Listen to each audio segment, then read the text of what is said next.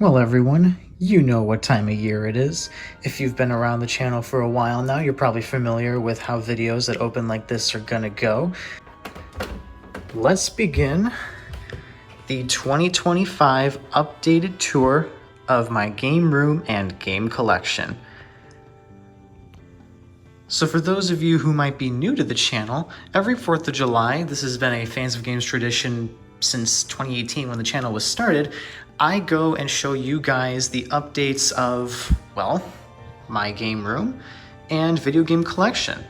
So why don't we get started where we usually do at the entering the stairs here on the right side of the room. We have this little display cabinet here. Nothing really new. This Atari Lego set has been here for quite a few years now, as well as the Tornado and NES lamps. For those of you who are new to the channel, this lamp no longer works consistently well. Just for those of you who are bothered by flickering lights, be warned with this real quick. Yeah, that's why it's not on right now. But I mean, it is still a cool design, so that's why we still have it on display here, especially since it is controlled by an NES type of control there. So yeah, that's why we still got that here. Still have the third party, we'll say, Mario Kart paintings on the wall. Obviously you can see there's like humanized versions of Toad here and not true versions of Mario and Luigi or Peach here, but I mean, it's still cool that we have like Peach's Castle here with the N60 with the Mario Kart 64 question mark or item box, and with Koopa Troopa Beach on either side of it as well. So those are still there. Nothing new couch-wise. I'm pretty sure you guys have seen our big Yoshi before that we got from winning a carnival game at Six Flags, actually. I don't know if I ever shared that story as to why he's here, but he's still here. So you can have a partner when you're playing a game. Down here, you never have to play alone. Yoshi can always be by your side. On our coffee table here, I did some rearranging. So you might notice that the question mark block is no longer over there, where it usually was on the right side of the media center, and that's because it is now taken up by the Super Mario World Lego set, which we'll get a closer view of in a little bit. So I put that over here for now, since it kind of had a smaller form factor and was still kind of cool, so it made sense to kind of go on the left side of the table here, where you can still see everything, not really obstructing anybody's view. To the right of that is not a video game or even Nintendo related thing at all, but since I am a fan of The Simpsons, I decided to get the Moe's Tavern phone when they came out with that late last year. My Simpsons appreciation and just the fact that I am a Simpsons fan doesn't really show up outside of these videos much, and I'll show you that. I'll explain more about that in a little bit. But we do have that here. So for those of you who might be unfamiliar with what this is, pick it up and you got dial tone. Just dial any 7 random numbers. Yes, I'm looking for a Mrs. O'Problem. First name B. Yeah, just a minute, I'll check. B. O'Problem.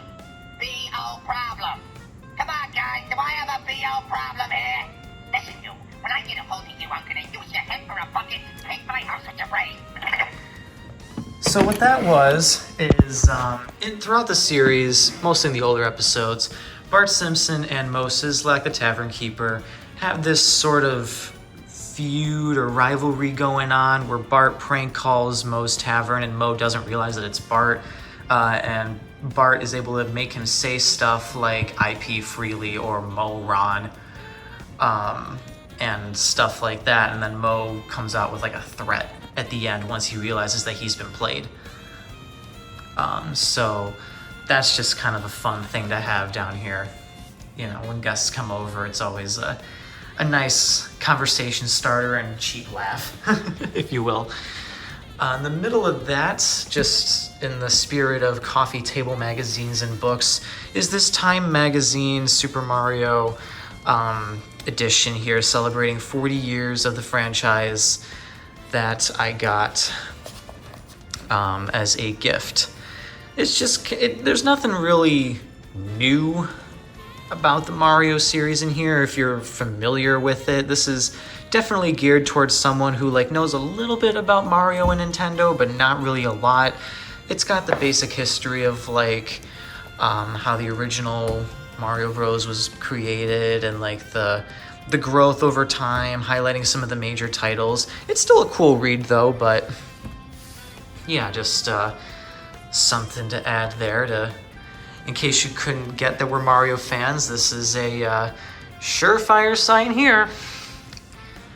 And then last thing on the coffee table is our Pac-Man arcade sets. This, I never really had a great place for it outside of over here, but since you can interact with it with the crank, I figured it was a fun thing to kind of have on the coffee table as well for when people come over, they can mess around with it.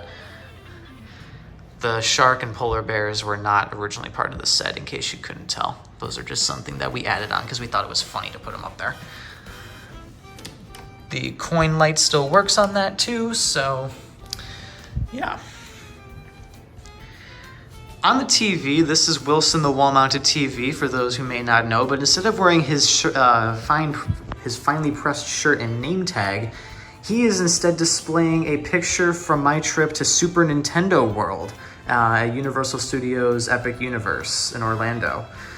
So this was a picture that I took when I was in the Mushroom Kingdom, and this just kind of to acknowledge that I was there. I'm planning on releasing a sort of vlog type video on the trip, but since I was filming, I didn't plan on filming the day that I went, but when I got there I was like, oh, I should probably record this. So I did, and it's kind of choppy. I'm gonna see if I can make it decent enough for publishing, but in case that never ends up happening, here you go. This shows that I was actually at Super Nintendo World this year. And so does the Super Nintendo World sign that we got from the park.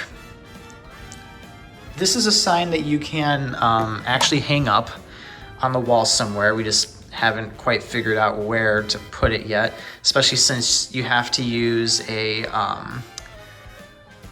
nail in the wall there to actually get it to stay. So before we actually start poking holes in the wall, we want to make sure that we know exactly where we want it. And since we really haven't had a lot of time to figure that out yet, we don't want to just put it up and then regret it later, you know what I mean? So hopefully next tour that'll have a permanent place on the wall, but for now it's just there as sort of like a display piece, if you will. On the left side here, we still have Bowser playing the Lego NES set here. Crank's a little rough on that now, but it is getting older at this point. Still have our PS5 controllers on top of the NES there, and inside the NES, let's just move that, the Super Mario Bros. Cartridge is in there. Still haven't gotten that mechanism to work how it's supposed to, but since it remains closed most of the time, it is what it is. To the right of that, we still have the Pac-Man ghost lamp. And to the right of that, you'll notice the Switch 1 display that we had here is gone, is no longer on the media center, because in its place is the Nintendo Switch 2. To its side is Joy-Con grip. Yes, I did get a Switch 2. I was actually able to get it on launch day. I didn't have to wait in any really long lines either for a midnight release. I was lucky enough to, like, 10 a.m. show up to my local Target and be like, "Do you guys have any Switch 2s?" And they were like, "We got 5 left." And I'm like, "Cool, I'll take one." So, yeah, I managed to get one of the few remaining Switch 2s that they had, and now you can't find them anywhere near me. So I got really lucky. And here we have a Joy-Con 2. I think Bowser just lost. He does that a lot. He just drops the controller whenever he's mad. Honestly, I don't blame him. I mean, he's playing his Mortal Enemies game. That's gotta be infuriating. Especially when he just makes when you make a fool out of yourself playing the game and you lose, and you know. I understand, Bowser, I understand. Well, while he's sulking over there, let's continue. This is the say charging port, or an external charging rig, you can say, for our Joy-Con 2s. I did end up buying a separate pair of them as well, because it's just a lot more convenient when you want to play with multiple people. Now that four people can play games that you need a single Joy-Con 2 for, so that's cool. And it is cool how it has the RGB on the sides as well, so I do like that. GameCube's still there with the Game Boy player. This is something new. One of the new games that we'll see and talk about later on that I got is the Nintendo World Championship NES Edition Collector's Set for the Nintendo Switch. And one of the items that it came with was this golden plastic NES cartridge with the game's logo on it, and this stand for it as well. So that was really cool. Wanted to display that, so that's why it's right here. And then behind it we have the Super Mario World Lego set, which I did have a video on. You should definitely go check that out. I have a video on every Lego set here. Highly recommend you go check out that playlist. It's a lot of fun. Especially if you like to see how these things come together. And I didn't do like a time lapse or anything, but just showing like the steps and whatnot. Go check that out. I think you'll enjoy it. But yeah, so even though this is another interactive one, because Mario and Yoshi actually can move when you crank it, and then Yoshi's tongue goes in and out. I kind of like having that display here, especially with Yoshi's tongue out, because I just think it's funny when you're just like playing a game. You know, you're looking at the TV, yada yada yada, then you look over there and you just see Yoshi going like, so that's why we have that over there. That, and since the back is less than aesthetically pleasing, I didn't want that to be out on the table, unlike these where, you know, it's like all the way around. Even though this is just a blank back, you can't open it up, and then there's just a little Easter egg inside there, so at least there's something to this back to make it, you know, interesting to open up. Whereas with that, it's just like looking at the rat's nest of wires that's behind there. Less than aesthetically pleasing. In terms of consoles, inside the media center, we still got the Wii U on top here with the Xbox One below. And then in the middle, PS5 sits over there. That has not changed. No systems on that side. So that is everything out here in the game room, entertainment area. So now let's go into the game closet, the room that I look forward to showing the most. Close the door behind me here. So starting off on the top here, still have that Simpsons poster from the 2002 Simpsons Clue game. This is really the only thing that shows up in my videos that shows that I'm a Simpsons fan, because if you're familiar with the videos at all, this is the backdrop. And you can usually see like the bottom of the Simpsons poster up there when I'm filming, but obviously it doesn't show everybody. So that's there, showing that I am indeed a Simpsons fan. Still have the World 1-2 Super Mario Bros. Puzzle on the background here, as well as the Super Mario Odyssey poster that came with the Super Mario Odyssey guidebook I got.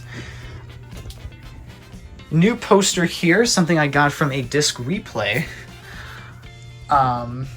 Just a generic Super Mario poster with the relatively modern 2D graphic designs of them on here in the Mushroom Kingdom. And even though it's not really like themed for anything specific, I still thought it was kind of cool. I was originally planning on putting it somewhere in the game closet or in the game room, but I never really got around to it. We'll see if maybe some point down the line I'll find a place that I'm happy to hang it up. But this is a pretty big poster too, so I gotta like find good space for it, and that can prove to be a challenge. Still though, since I'm a Mario fan and it was only $10, I figured, why not? They weren't selling any games that I wanted, so figured I'd at least buy this from them. Up top here, another part of the NES World Championship Edition collector's box that came with the game were these cards that had the pictures of the game boxes for each game that was featured in that collection, as well as a sprite from the game on the other side. Now, since the sprites honestly were not that great in terms of showing off what exactly the game was, I thought the box art would look a lot cooler on display here. So that's why I have the box arts facing outwards, and I'll do a pan across so you guys can see them all more clearly. In fact, let's do that right now. So we got Mario Bros, the original Zelda, Metroid, Donkey Kong, Kid Icarus, Super Mario Bros. 2, Excite Bike, Ice Climber, Balloon Fight, Super Mario Bros. 3, Zelda 2, Mario Bros. The Lost Levels. I don't know why it's in an NES collection when that was never an NES game. And then Kirby's Adventure all the way on the right. This wall, or portion of the wall, has been blank the entire time that I've been in this space, and literally today, as of recording this, I put these up. I put these up shortly before filming because I was like, you know what, I need to do something with these. Because what good is it just having them sit in the box? Speaking of the box, this is everything new that I got and added to the game collection this year. So why don't we start with the one that I've already been talking about a couple times now, the Nintendo World Championships NES Edition Collector's Deluxe Set.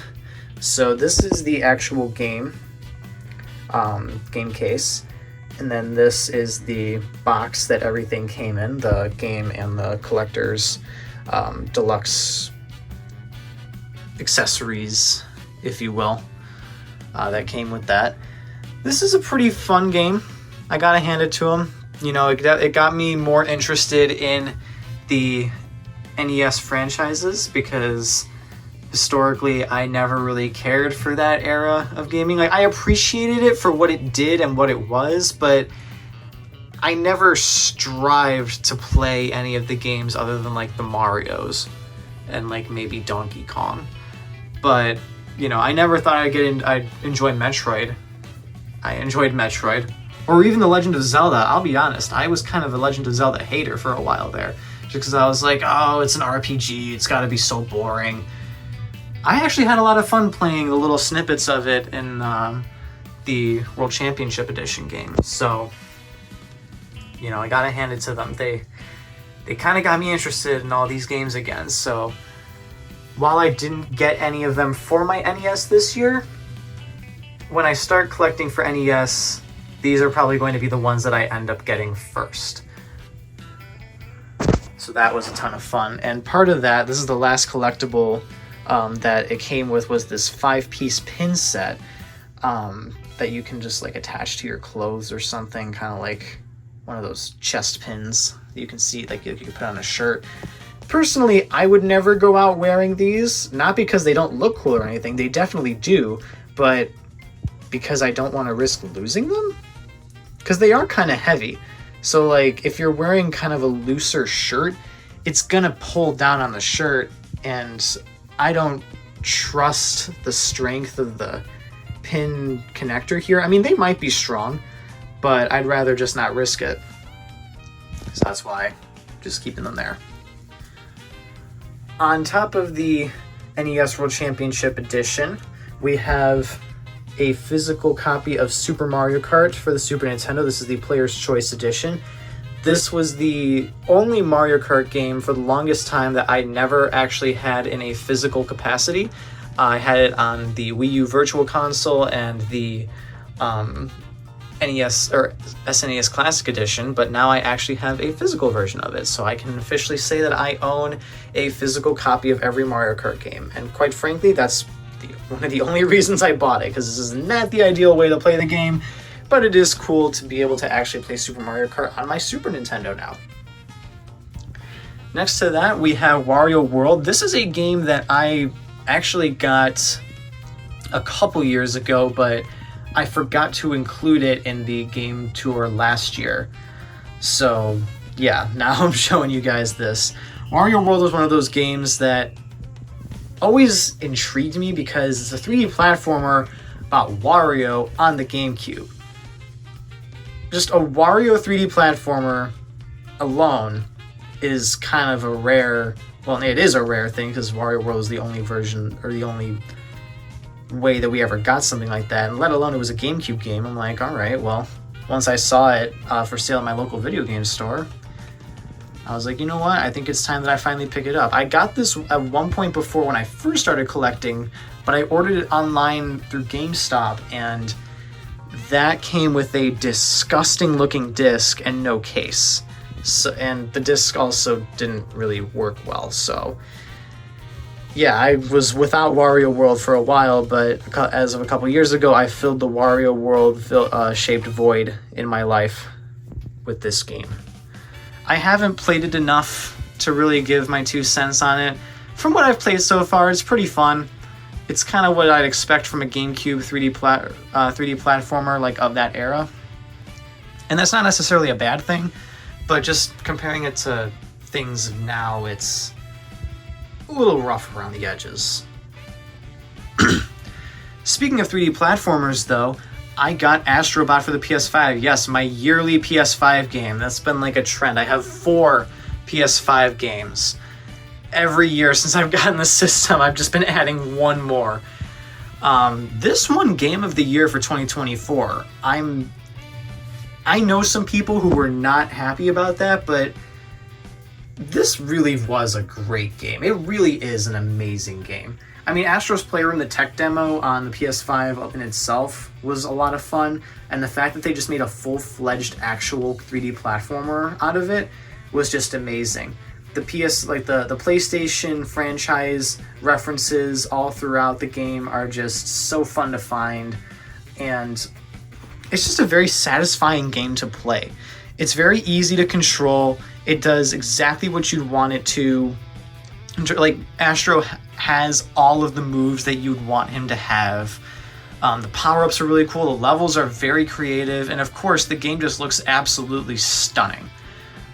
So I can totally see why this was this one game of the year. Because it truly was an amazing, amazing gaming experience. And a ton of fun. If you have a PS5, I feel like having a PS5 and not having Astrobot would be like buying a Nintendo console and not owning Mario Kart.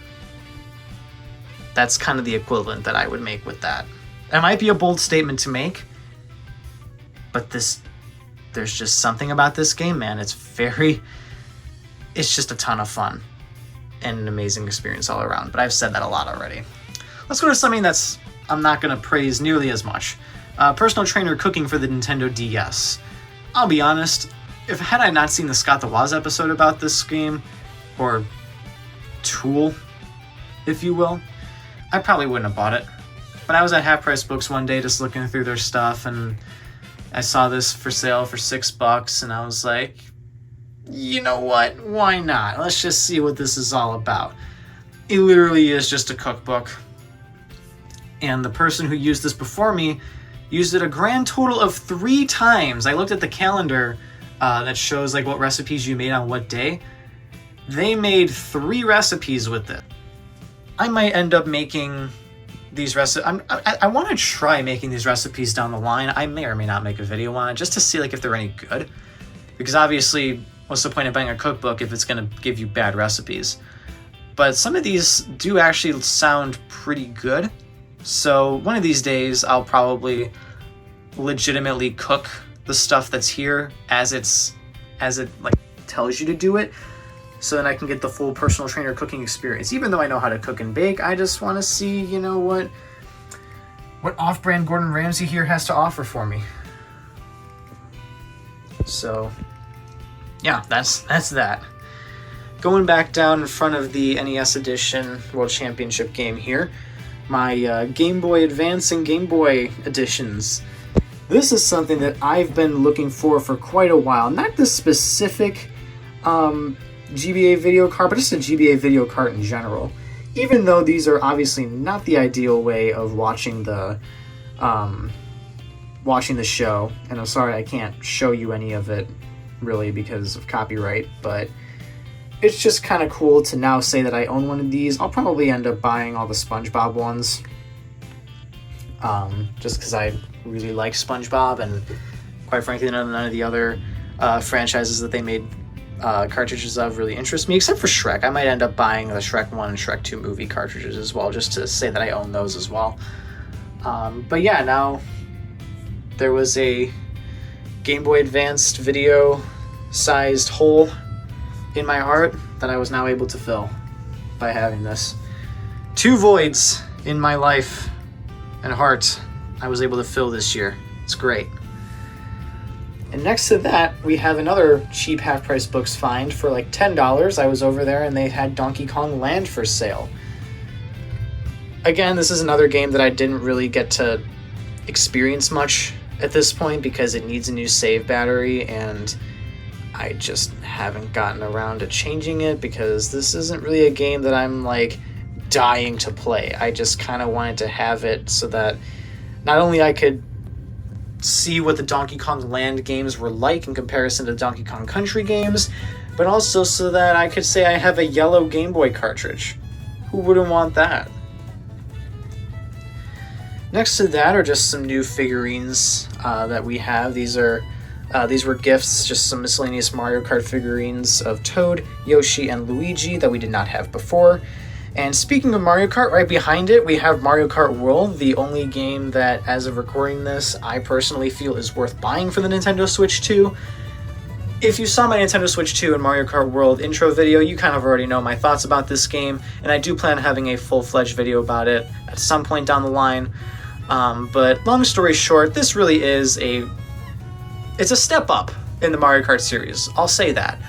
There's some things, like especially the intermission portions or the straightaway transitions between tracks, it's still kind of growing on me. I'm not the biggest fan of them right now, even though that's kind of the whole gimmick of this game.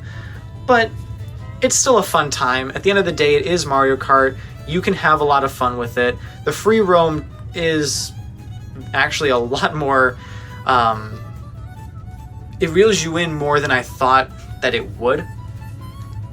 So I'm still having fun exploring around with that. I'm far from completing it at this point, but it is just a ton of fun, as you would expect from any Mario Kart game, especially with multiple people. And with the 24 players, it can get really chaotic really fast. So this is certainly a Mario Kart experience unlike anything that we had ever seen before, and because of that, it is both amazing and not so great. Next to that, we have Mario & Luigi Brothership. I've never even started playing this game. I got it because I was like, this is a game that I want to play eventually, but it has just not been on the priority. So I don't really have much to say about it. But I am excited for what this is going to be. I remember the trailers being really cool, so I'm looking forward to it. Next to that, we have Super Mario Party Jamboree. This is a game that I spent a good amount of time with because I'm kind of a sucker for Mario Party games. I'm just gonna say it. And you know, with the new boards that this one offers, especially the mall board, that was just... it was very exciting. And something that I'm glad Nintendo brought back. You know, since like Mario Kart Wii, we had Coconut Mall, now we actually have a mall in Mario Party as well, and they made it a lot of fun. The combination of new and old minigames is very welcomed because they chose great selections from the previous games, and even the new minigames are still pretty fun.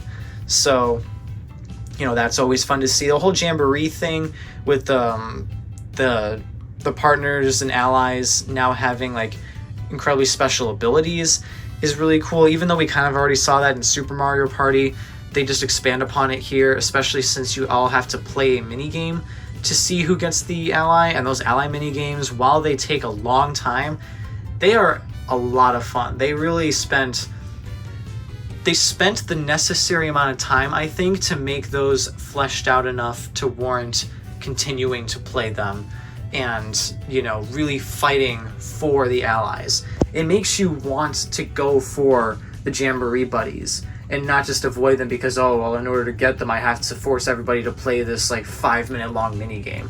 5 minutes is probably a bit of an exaggeration, but these minigames do go on for quite a bit. But they do get very creative, especially Waluigi's. I don't have footage of that one, but Waluigi's pinball minigame is a ton of fun.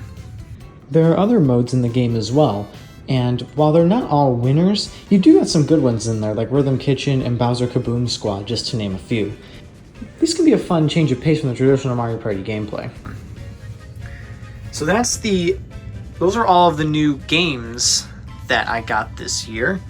But the last thing, gaming collection-wise here, are 3 new amiibo figures.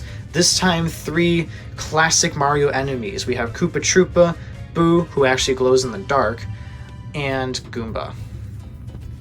So now instead of just having Bowser and Bowser Jr., we have some of the more common Mario enemies here as well, added to the amiibo collection. Otherwise, pretty much everything is kind of the same as it usually was. We have our PS1, Super Nintendo, N64, and NES down here, easily accessible for whenever I want to swap one of them out. These always get swapped. All of these get swapped for the GameCube spot because they all take AV, and I only have one AV to HDMI connector at the moment. Oh, something new is one of our family friends decided to give us these old Game Boy accessories that they had. Some are official, some are not. This is one of the unofficial ones. This is a multi-link cable for the original Game Boy here. So as you see, like, you can connect up to 4, it looks like, with one cord set here. And it works for Game Boy Pocket and the original Game Boy. Oh, and Game Boy Color. Even though we only have one original Game Boy model, still cool to have something like that. Next, we have a power pack for the Game Boy Color. Again, this is not official, but extra battery for the Game Boy Color, which is pretty cool. This is still in its original packaging too, as with this. I don't know exactly how old these accessories are, but it is cool that they're still in their original packaging. And then here we have an official Game Boy accessory here, which the Game Boy Color Protector. It's basically just like a shell for it that also has like a lanyard thing on it, so you could wear it like a necklace. You could put your Game Boy Color in there. They gave us a lot of Game Boy Color accessories, even though we don't have a Game Boy Color. Still really nice of them nonetheless, and just, like I said, always appreciate having accessories because you never know when you're going to need them. We still have our controllers on the top shelf here, just miscellaneous wires and stuff for the various systems. Some recording equipment, my capture card and camera remote here. More of the amiibos are still up here, and in the back I also have my Nintendo Switch 2 box, just because I see a lot of collectors now are keeping their system boxes, so since that one is pretty small, it just kind of worked out that we could fit it back there. Even though it is kind of in the back, you can still see the Switch 2 logo, and to me that's what matters the most. No new gaming literature really outside of that magazine that we saw earlier. We have the off-brand Switch 2 carrying case that you might have seen if you watched my Switch 2 video from earlier on in June. Down here, everything is kind of still the same, except from my trip to Universal, I got the DK mug from the DK Banana Float, which actually was really good. The soda and the ice cream were delicious on that. So if you make your way over there, I definitely think this is something you gotta get. And even though I didn't order something from the Toadstool Cafe, one of my friends did, and I guess he ordered a burger, and it came with this Mario hat, and he was like, I want you to have this. So now I have a Mario, I don't know what these are called on burgers when they just like put the thing in there as like a topper, but we have a Mario burger hat. So that's pretty cool. Two sort of souvenirs from the trip to Epic Universe and Super Nintendo World. Up here, still have the Game Boy Advance, DS Lite, and my new Nintendo 3DS XL. Up here, just always on standby. Never know when we're gonna want to use them. In these boxes, still have the Wii U and GameCube games in this box. NES and SNES games down here. This bin, which used to have our Nintendo Switch and DS games, now just has Switch and Switch 2 games, even though right now there's no Switch 2 games in there, because the only one we have is Mario Kart World on the display over there. But I mean, this just shows you all the stuff that I've collected for Switch over the years. It needs its own box. And to the right of that, this is our Nintendo Switch. This is the display that was there right next to the DK Bongos that was on the Media Center before, now taken place by the Switch 2. We didn't want to get rid of our original Switch because there's still some things that the Switch 2 can't do that this can. So just keeping this on standby. That and the display is cool. If we can eventually use it again someday, that would be cool. But for now, it's just kind of sitting here since we're not actively using it at this time. But another reason why I had to move all of my DS games out of here was because this could store up to 10 Switch games. And 10 Switch games is quite a bit. It takes up a lot of room in here. So, had to move those over to the bin beneath the Wii games, which now used to have DVDs, but those are out of here. Now instead we just have 3DS, DS, and Xbox One games. And then under the Switch games, we still have our N64 games, controllers, accessories, etc. down there. Nothing new down here really, just still various extra accessories and toys from childhood and filming equipment like my green screen down there, accessory boxes for the Switch 2 that I'm keeping for now just because we're still not done with everything that I wanted to do with them yet.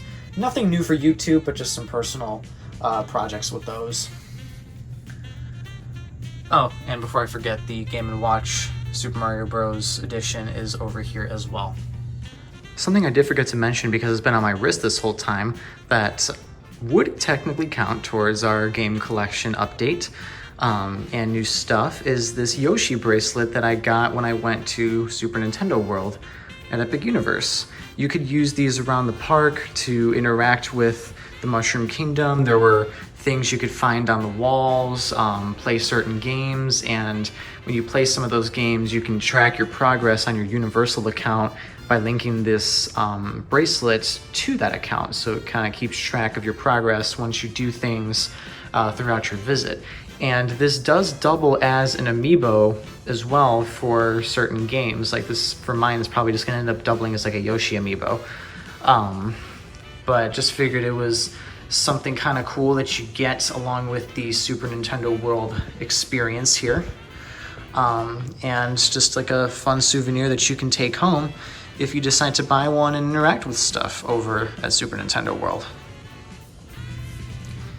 But guys, that pretty much covers everything for this year's update of the Game Room / Game Collection.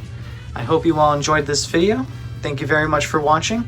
Be sure to tune in next year for the update on that. If you'd like to see how the collection has progressed, I do have a whole playlist of these collection videos from the very beginning till right now. If you'd like to check those out, greatly appreciate it. We'll end the video on the Super Mario poster here. Like I said, thank you all very much for watching. And remember, stay cool, everybody.